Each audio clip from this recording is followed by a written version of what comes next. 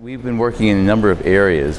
We started out in terms of diabetic retinopathy and developed perfusion density mapping as a means of scaling diabetic disease.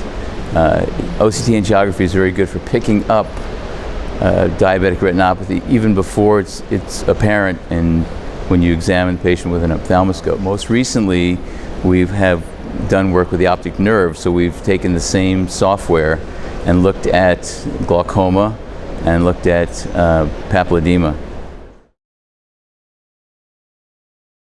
We're looking for early clues of disease that potentially will predate some of the current modalities for testing.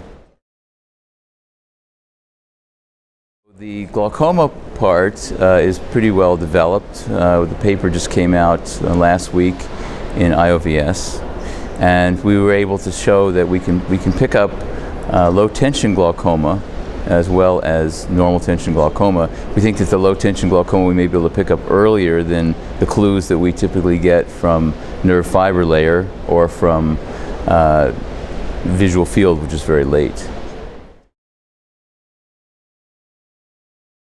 It's becoming very widely available.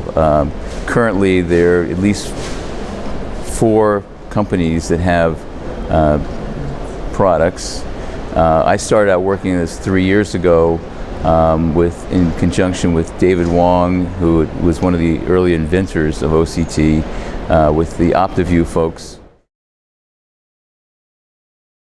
We actually, in our hospital, I have a laboratory. We're looking at adaptive optics imaging.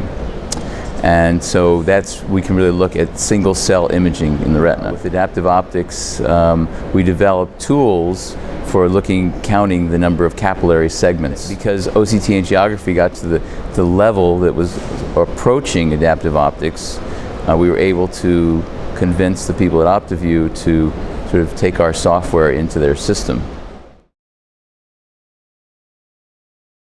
It's very safe. First of all, it's totally non-invasive. It's very, very quick. It only takes a few seconds. There's no injection, so the patient can have this every time they come. It actually gives you a number of what the average density of the capillaries is. You get a number and you get a color map, which makes it very easy for a clinician to recognize in a split second whether the patient is getting worse or whether they're staying the same.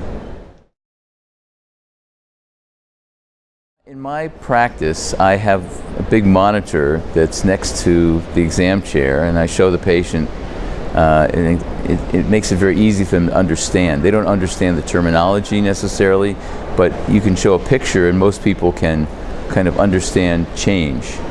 So that's really what we use it for. It's relatively new. It took OCT about 15 years before it really became mainstream. This has only been like 3 years since the software was first described that could reproducibly make these maps. The future is very bright in terms of development of software. It'll be better, it'll be faster.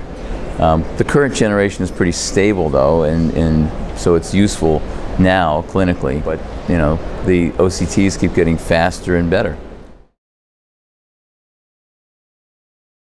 I think that we'll refine a lot of, there's a lot of artifacts when you first develop new technologies. So understanding the artifacts and refining the technology so that it's very reproducible. So we can do long-term studies very early on. The field of diabetes and glaucoma is all headed towards trying to pick these diseases up very early so that you could potentially interact with them before you have significant damage. Diabetes, we kind of went from the stage where we would wait until it was so bad that we could laser the eye to smithereens and the patient would still see something, and then we went to the point where, when the retina was swollen, we could do an injection.